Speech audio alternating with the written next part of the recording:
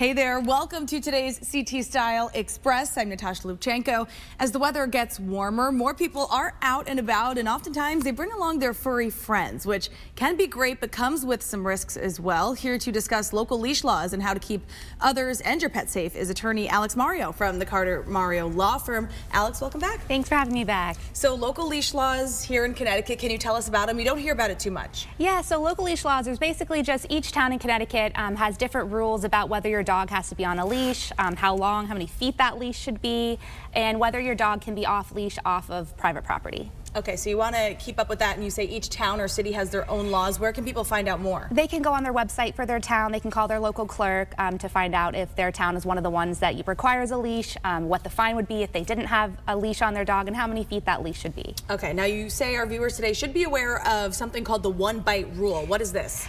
Yes, so in Connecticut, we go by strict liability. Some states go by one bite. One bite is kind of like a first strike. So if your dog has never bit anybody before and they bite somebody, some states will allow them to have that one bite, kind of free and clear. But Connecticut doesn't do that. We have strict liability. So that means if your dog bites somebody, even if it's the first time they've ever bitten anybody, you're strictly liable for it. Wow. But it's not just biting too.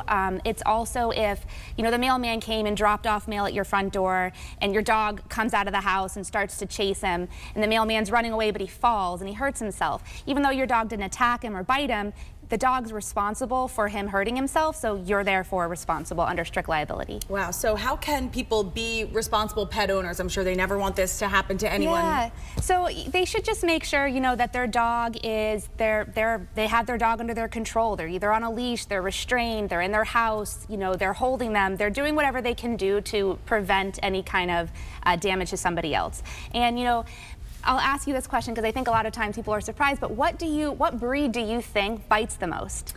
I feel like most people would say an aggressive looking dog, like a pit bull maybe. Yeah, so it's actually a Chihuahua, which is so tiny. And I think, I have a Maltipoo and a Pomapoo. They're so sweet and tiny and fluffy. Yeah, you never suspect You that. would never suspect it, but you never know. So they might not like the way somebody smells or looks or, is acting. And so you just want to make sure that even though they are animals and even though you love them like their family, you just want to make sure that you're protecting your dog, but you're also protecting others from something that's unnecessary. Right. Important, I think, for anyone to know is don't go up to any dog and just put your hand, even if it's a cute little, what'd you say, Maltipoo or Chihuahua, yeah. Now, are there any circumstances where it wouldn't be the dog's fault? Yeah, if somebody's tormenting a dog or instigating it, poking it, doing something that's, making the dog react, then the person and the dog might not be liable. The owner of the dog, the person doing it. Right. Yeah. Might be so liable. If someone does get bit or if someone's dog bites someone else, would it be beneficial to get a lawyer involved here? Absolutely. With personal injury lawyers, it's free unless, we win your case. So there's no risk. There's no reason that you shouldn't. If you're injured, you should absolutely go get medical help first and then go get legal help. All right, attorney Alex Mario, great tips as always. Thanks so much. Thanks for having me. All right, and you can, of course, learn more at cartermario.com. We will see you next time.